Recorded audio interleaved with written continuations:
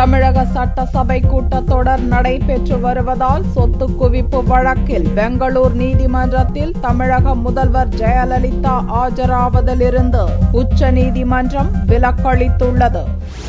1991 ஆண்டு முதல் 1996 ஆண்டு வரையில் தமிழக முதல்வராக இருந்தபோது முறைகேடான வழியில் சொத்துக்களை குவித்ததாக ஜெயலலிதா மீது திமுக ஆட்சியில் தொடுக்கப்பட்ட வழக்கு பெங்களூர் சிறப்பு நீதிமன்றத்தில் நடந்து வருகிறது. இந்த வழக்கை விசாரித்து வந்த நீதிபதி MS பாலகிருஷ்ணா கடந்த செப்டம்பர் 30 பணியிலிருந்து ஓய்வு பெற்றதைத் தொடர்ந்து இம்மாத துவக்கத்தில் இடைக்கால நீதிபதியாக பொறுப்பேற்ற நீதிபதி G. முடிகவுடர் அக்டோபர் 30 அன்று நீதிமன்றத்தில் ஜெயலலிதா, அவரது தோழி சசிகலா உள்ளிட்ட குற்றம் சாட்டப்பட்ட அனைவரும் ஆஜராக வேண்டும் என உத்தரவிட்டிருந்தார். நீதிமன்றத்தில் ஆஜராவதிலிருந்து தனக்கு விலக்களிக்க வேண்டும் என ஜெயலலிதா உச்சநீதிமன்றத்தில் தாக்கல் செய்த மனு நீதிபதிகள் PS சௌகான், பாப்தே தலைமையிலான பெஞ்ச் முன் செவ்வாயன்று விசாரணைக்கு வந்தது. அப்போது ஜெயலலிதா சார்பில் ஆஜரான வக்கீல் தமிழக சட்டசபை கூட்டத்தொடர் நடந்து வருவதை சுட்டிக்காட்டி ஜெயலலிதாவுக்கு விலக்களிக்க வேண்டும் என வாதிட்டார். அதை